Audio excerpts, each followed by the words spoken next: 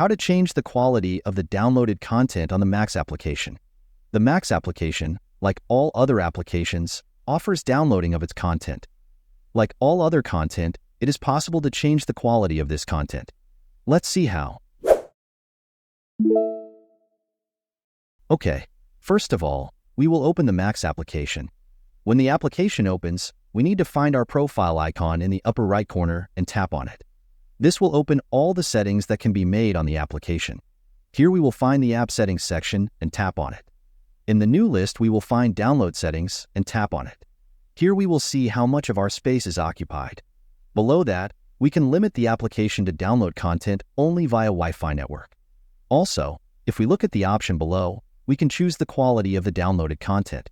If we tap on this option, a list will open where we can choose between good, better, and best recording quality.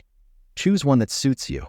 Also know that the higher the quality of the content, the more space it will take up on your device. And that is all.